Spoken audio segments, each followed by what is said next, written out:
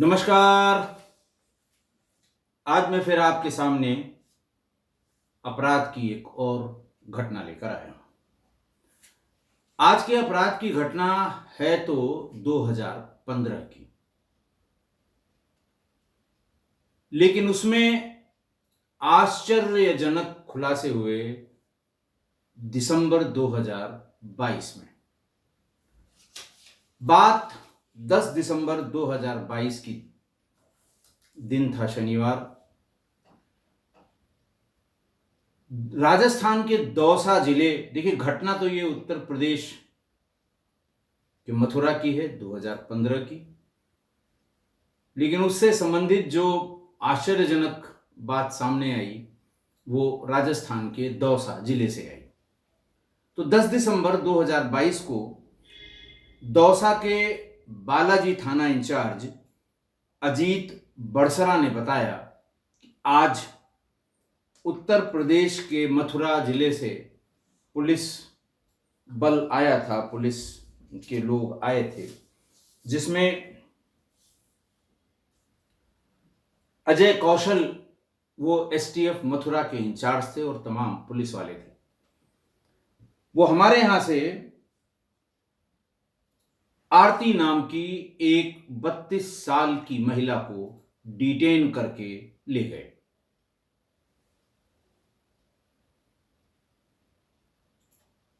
SP साहब वहां पहुंचे।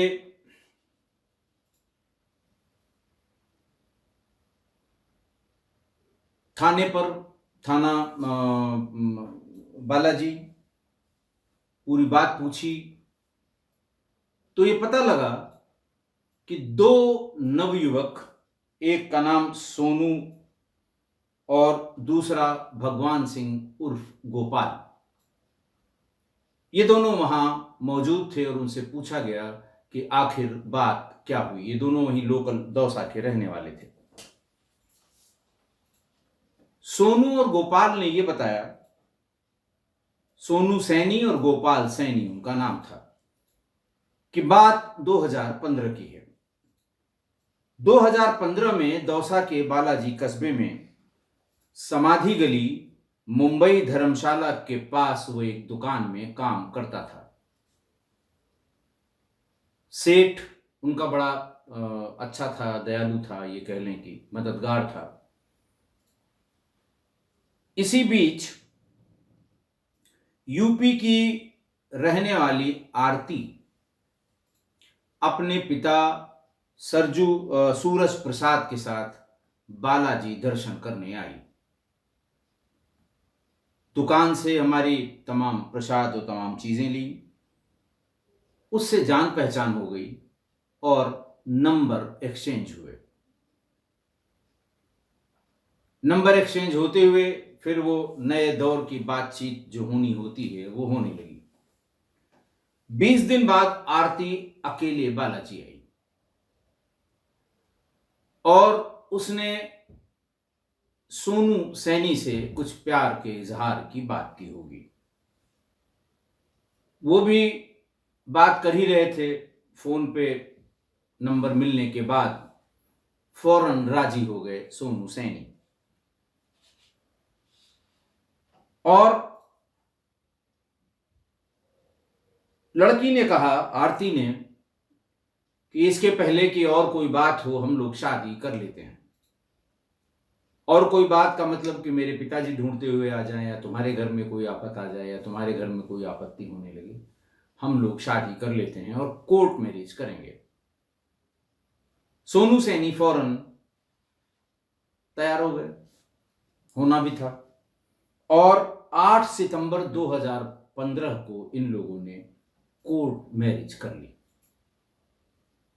कोर्ट मैरिज के तुरंत बाद आरती ने कहा कि अब कुछ दिन के लिए हम लोग घर चलें, यानी तुम्हारे घर, यानी अपने ससुराल। रसीदपुर का रहने वाला था सोनू। शादी के तुरंत बाद वो आरती को लेके अपने गांव रसीदपुर पहुंच गया। सबसे इंट्रोड्यूस कराया, पूजा पाठ हुई, जो रस्म होती हैं वो रस्म हुई कि चलो भाई कोर्ट मैरिज कर ली है, लेकिन जो हमको गांव घर को खिलाना पिलाना है, उसके लिए एक फंक्शन कर लें। कर भी लिया।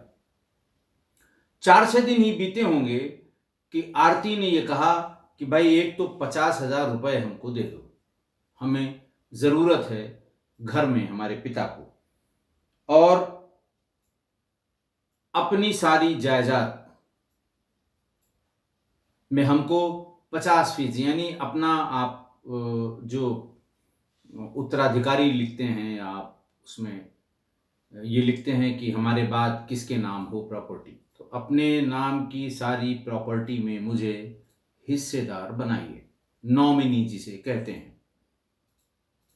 और चौथा ये कहा कि हम यहाँ से और मथुरा न ट्रेन से जाएंगे न बस से जाएंगे, उसके लिए एक 4 व्हीलर खरीद के घर के सामने खड़ी करिए, हम उसी से आया जाया करेंगे। सोनू ने कहा कि तुम हमारे आर्थिक स्थिति के बारे में भी कुछ नहीं जानती, 4 दिन हुआ तुम्हें आए हुए, हम न तो 4 व्हीलर गाड़ी खरीद सकते हैं न 50,000 रुपए दे सकते हैं। रही बात जायदाद तुम्हारे नाम करने की, तो वो बिना पिता की मर्जी के आज की तारीख में नहीं हो सकता, क्योंकि सारी जायदाद पिता के नाम की है। तो उसने कहा ठीक है, अपना हिस्सा अलग कर लीजिए, पिता से मांग लीजिए, पिता तुमको रजिस्ट्री कर दें, तुम उसमें हमको नॉमिनी बना दो। सोनू सैनी को भी इसका बुखार पूरा उतर गया। शादी के 8वें-9वें दिन ये बात हुई कि हमें ये चाहिए, हमें ये चाहिए, हमें ये चाहिए। जब आरती ने देखा कि मेरी किसी भी बात को ये मानने को तैयार नहीं है, तो शादी के 9वें दिन वो अचानक घर से गायब हो गई।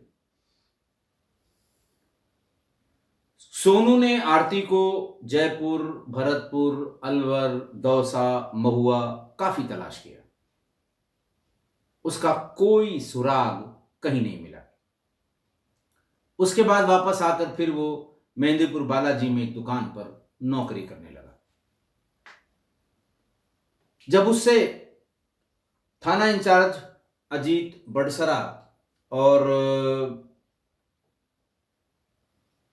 डिप्टी एसपी दीपक मीना ने पूछताछ की, तो उससे पूछा भाई तुम्हें गुमशुदगी लिखानी चाहिए थी। उसने कहा साहब वो घर से भाग के आई थी, इसलिए हम गुमशुदगी नहीं लिखा सकते थे, क्योंकि हम गुमशुदगी लिखाते उसके माँ बाप को पता लगता तो एक और पेंच इसमें फंस जाता, इसलिए हमने नहीं लिखाया।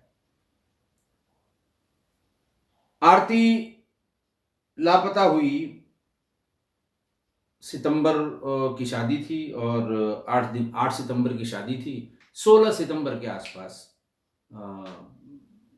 वो भाग गई या लापता हो गई, ये ढूंढता रहा। लेकिन इसी बीच 25 सितंबर 2015 को वृंदावन कोतवाली क्षेत्र में, चूंकि वहीं के रहने वाले थे, सूरज प्रसाद यानी आरती के पिता ने आरती की गुमशुदगी लिखवा दी, और उस गुमशुदगी में उसने सोनू सैनी निवासी रसीदपुर, भगवान उर्फ गोपाल सैनी निवासी उदयपुरा, और अरविंद पाठक निवासी अलवर को के ऊपर शक जाहिर किया कि हमारी बेटी के गायब होने में इन तीनों का हाथ है। गुमशुदगी 25 को दर्ज हुई, और 29 सितंबर 2015 को मथुरा के नहरी क्षेत्र में एक 35 वर्ष की महिला का शव नहर में मिला। सड़ा गलाया, थोड़ा विकृत टाइप का हो गया होगा, काफी दिन से नहर में पड़े पड़े। पुलिस ने फौरन गुमशुदगी के बारे में पूरे जिले में खबर कराई, वायरलेस कराया गया कि जहां जहां गुमशुदगी 30 से 35 साल की महिला की लिखी हुई है उसकी हुलिया भेजी जाए। चूंकि 4 दिन पहले ही यानी 25 सितंबर को ही थाना कोतवाली वृंदावन में आरती की गुमशुदगी उसके पिता सूरज प्रसाद ने लिखाई थी। फौरन वहां से मैसेज आया कि हाँ साहब, हमारे यहाँ एक गुमशुदगी लिखी गई है, लड़की के पिता ने लिखाई है। उनको तुरंत जरिए वायरलेस ये इत्तला की गई कि लड़की के बाप और परिजनों को लेकर आइए और इस महिला की पहचान कराइए। इंस्पेक्टर वृंदावन मथुरा से एक पूरी टीम लड़की के पिता, माता, भाई और बाकी लोगों को लेके पहुंच गई नहरी क्षेत्र में, जहां 35 वर्ष की उस अज्ञात महिला का शव नहर में उतराता हुआ मिला था। गुमशुदगी दर्ज करवाने वाले आरती के पिता सूरज प्रसाद ने शव की पहचान अपनी बेटी आरती के रूप में कर ली और पोस्टमार्टम के बाद शव को अपने साथ ले गए और उसका अंतिम संस्कार कर दिया। शव मिलने के 6 महीने बाद यानी 29 सितंबर 2015 के 6 महीने बाद मार्च में 17 मार्च 2016 को सूरज प्रसाद ने यानी आरती के पिता ने सोनू समेत कई लोगों पर हत्या करके शव फेंकने का आरोप लगाते हुए एफआईआर दर्ज करवा दिया। हत्या की धाराओं में सोनू, गोपाल और अरविंद पाठक, इनके नाम एफआईआर दर्ज करा दी। उसके फौरन बाद वृंदावन की पुलिस बालाजी पहुंचकर सोनू और गोपाल और भगवान सिंह, दोनों को, ये दुकान में बेचारे काम करते थे, इन दोनों को पकड़ कर ले आई। पूछताछ का सिलसिला शुरू हुआ। गोपाल 9 महीने और सोनू 18 महीने जेल में बंद रहे और इलाहाबाद हाई कोर्ट से उनकी जमानत हुई।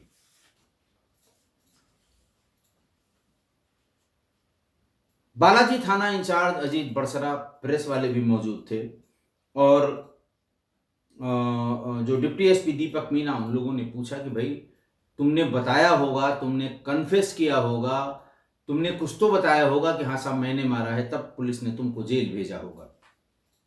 तो उसने जो दास्तां बताई मथुरा पुलिस की, वो रोंगटे खड़े कर देने वाली है। उनका दोनों पकड़ के ले गए, पूछते रहे, पहले प्रथम श्रेणी की, द्वितीय श्रेणी की, तृतीय श्रेणी की, विशिष्ट श्रेणी की, सत्य बोलक यंत्र, सारी पूछताछ उन्होंने कर डाली। इन दोनों को कहना था कि साहब हम लोग जो है ना हम इसको जानते थे, ना हम इसमें शामिल थे, इसलिए हम क्या बताते उन्हें।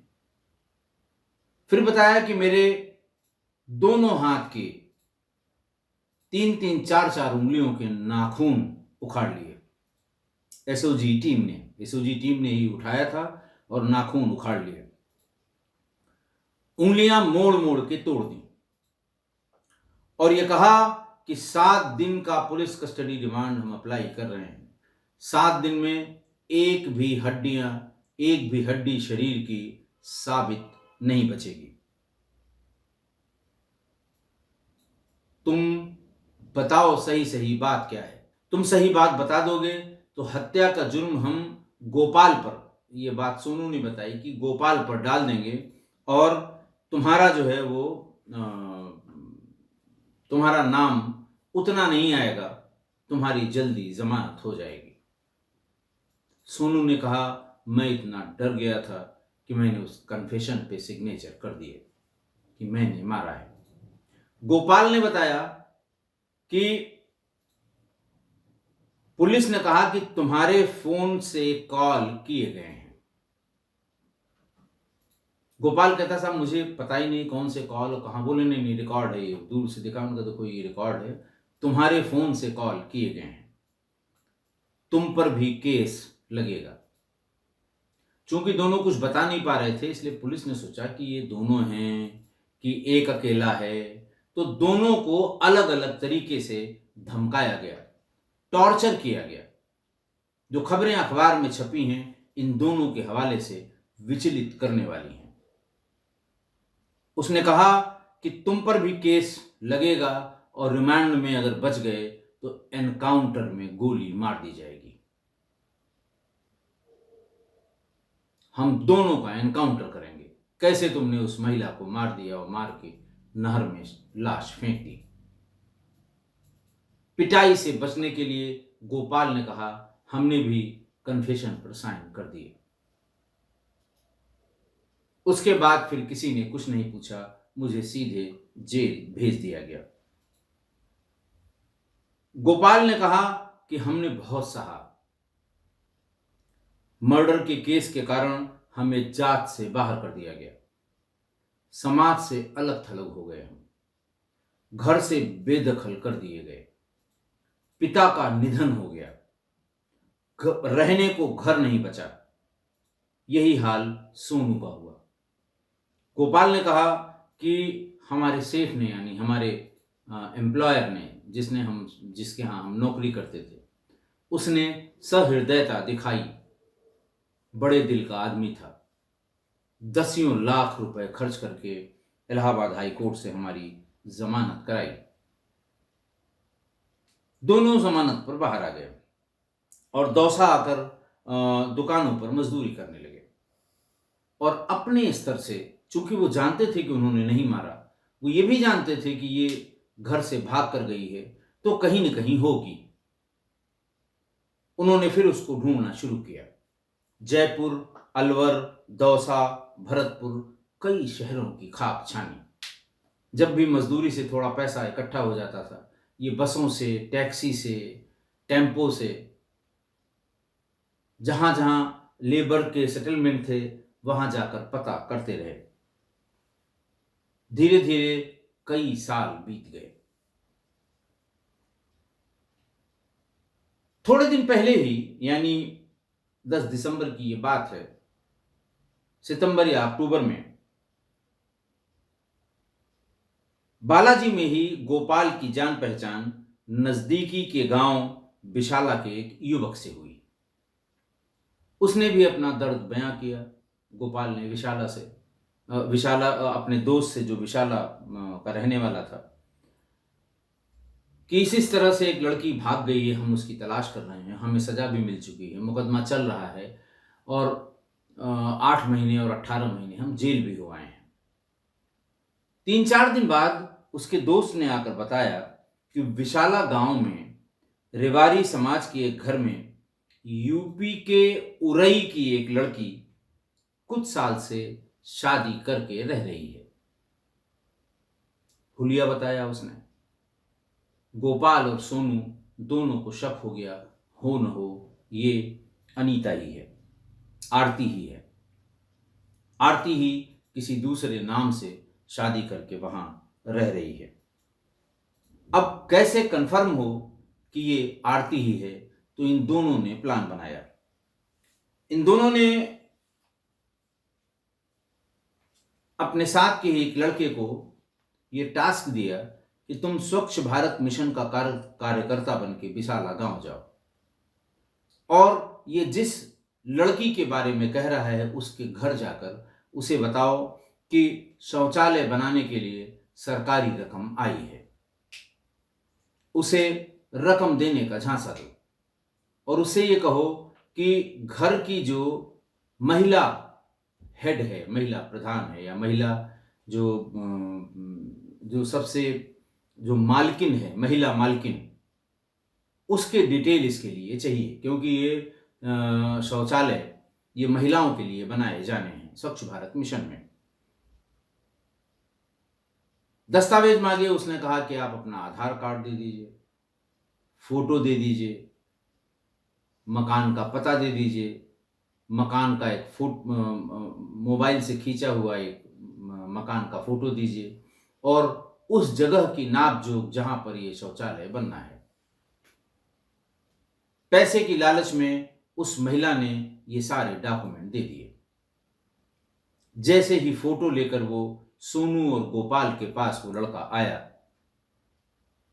देखते ही उन्होंने कहा कि यही है जो आरती है, जो मेरे घर से भाग गई थी और जिसकी हत्या के मामले में हम लोग सजा काट रहे हैं।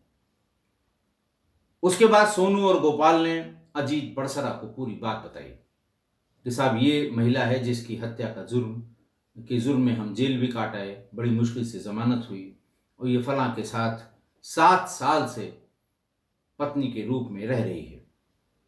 अजीत बड़सरा को यकीन नहीं हुआ, उन्होंने मथुरा पुलिस को फोन किया और एसटीएफ जो मथुरा एसओजी है उसके इंचार्ज अजय कौशल के नेतृत्व में ये टीम विशाला गांव पहुंच गई।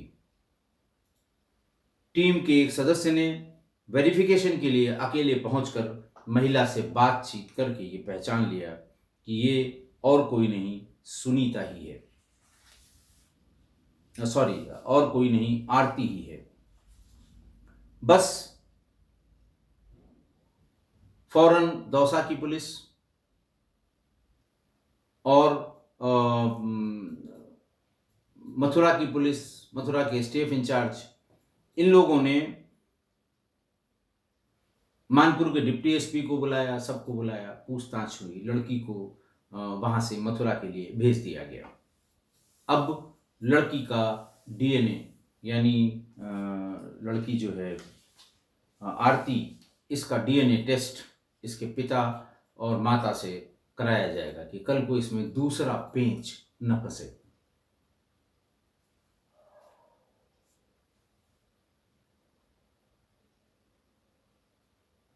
इस तरह से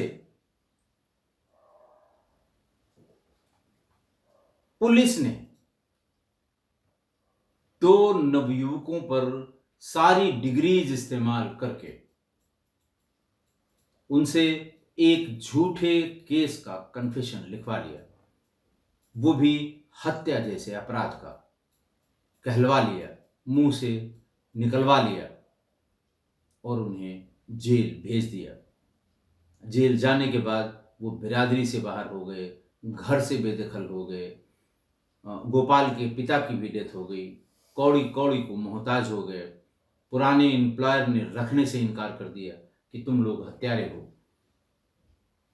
मजदूरी करने लगे और बुरा हाल इनका हो गया। जब ये खबर राजस्थान के अखबारों में, चूंकि वहां प्रेस भी आ गई थी, डिप्टी एसपी थे ही थे, इंस्पेक्टर भी थे, कि मथुरा पुलिस ने उनके साथ कैसा व्यवहार किया, तब मथुरा के पुलिस अधिकारियों ने इस पे जांच का आश्वासन दिया और ये कहा कि हम इसमें पूरी जांच करेंगे कि गलती किस स्तर पर हुई थी। और स्पेशल पुलिस टीम ने मामले की इन्वेस्टिगेशन अब खुद अपने हाथों में लेके शुरू की है। सोनू और गोपाल का कहना है कि एक फेक मामले में पुलिस और कोर्ट ने उनके साथ अन्याय किया है। इस मामले की सीबीआई जांच होनी चाहिए। जेल जाने के कारण हमने बहुत कुछ खोया है।